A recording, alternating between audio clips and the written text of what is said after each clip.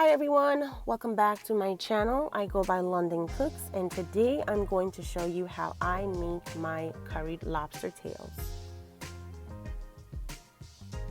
The seasons I'm using today, I do have sazon, Old Bay seasoning, salt, curry powder, garlic powder, black pepper, ground ginger, but you can use fresh ginger if you prefer, Maggi all-purpose seasoning, and also adobo all-purpose with the black pepper.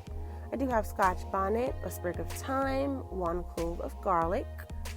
This is my fresh blend, which has onions, green onions, scotch bonnet peppers, sweet peppers, all the good stuff in there.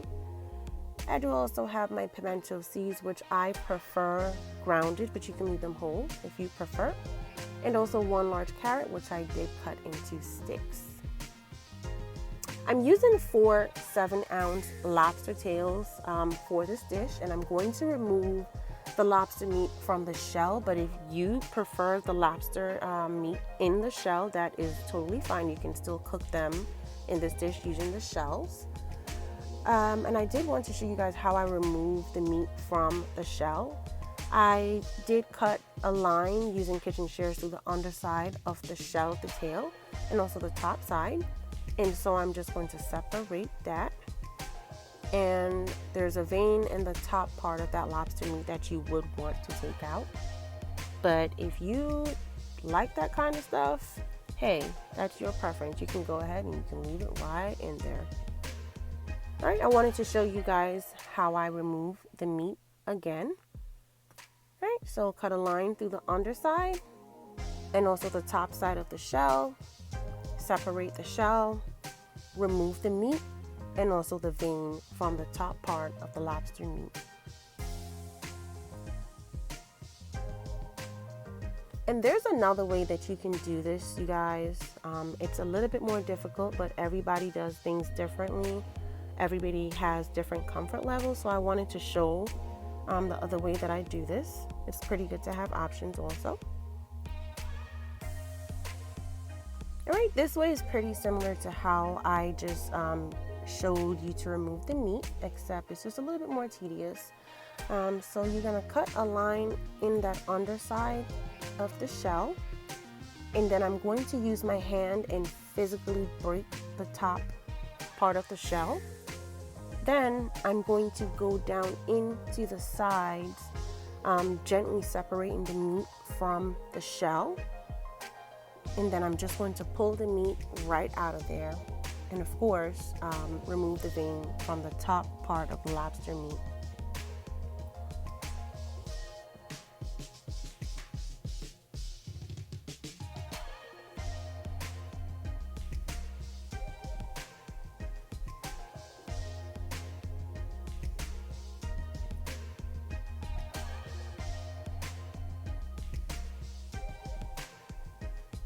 Okay, so my lobster meat has been washed with lemon juice and water, and like I did say before, I left one of my tail in the shell just for presentation purposes. I'm going in with 1.5 tablespoons of each seasoning, and you do not want to over season your lobster tail, you guys, because when you over season seafood, it's salty.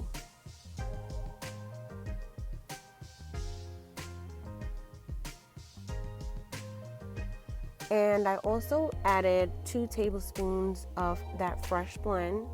You guys, you can add as much fresh seasoning to this dish as you like, because the more fresh seasoning, the better.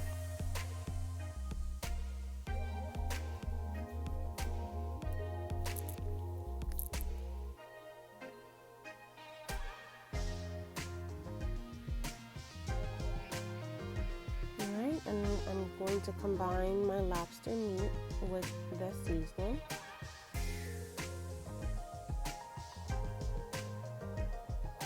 So this is my lobster meat after I combine it with the seasoning, and it's looking so pretty.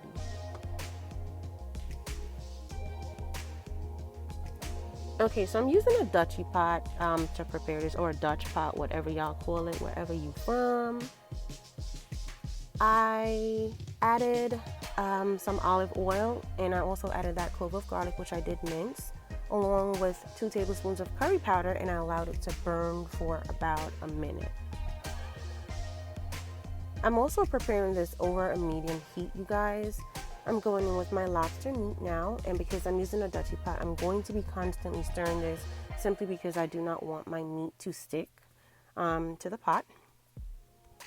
And seafood doesn't take very long to cook. This doesn't cook as quick as shrimp, but it definitely does not take long to cook. I believe this was done in about 25 minutes. Alright, so I'm going in with that carrot and also a sprig of thyme. The lobster will also spring water, but I'm still going to add just a little bit more water, which I will show you guys shortly.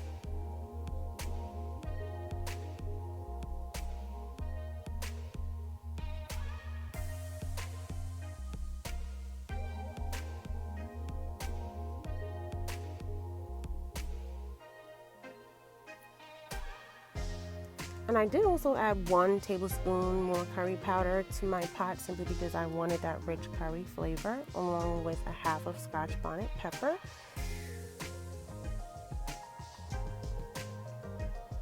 I did also go in with 2 more tablespoons of my fresh seasoning blend. And I'm going to also add about, I would say, a little bit under a 1/4 cup of coconut milk to this, along with my grounded pimento seeds. And you guys, because it cooks quickly, you want to move quick. And I would advise to taste your pot as you cook. If it needs some more salt, you can go in with that salt. I did also add just a little bit of that ground ginger to my pot simply because it's curry, and you know, ginger gotta be in your curry. Alright, so I'm now going to go in with that coconut milk just to give it just a nice little flavor. And this is my lobster as it's simmering.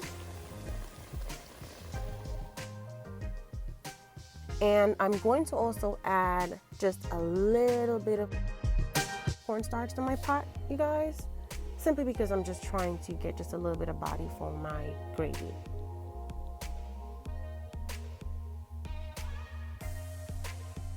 Alright, and when you're adding your cornstarch, if you add your cornstarch, because it's completely optional, but if you do add cornstarch to your dish, you want to ensure that you're stirring while pouring in that cornstarch because it thickens your gravy as you're pouring.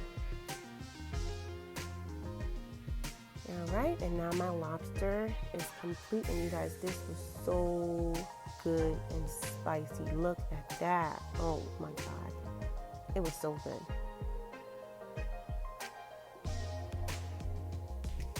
We had ours with rice and peas, fried chicken, plantains, and vegetables. And you guys, this was so good. Thank you so much for watching. Like, comment, and subscribe. And be safe out there, you guys.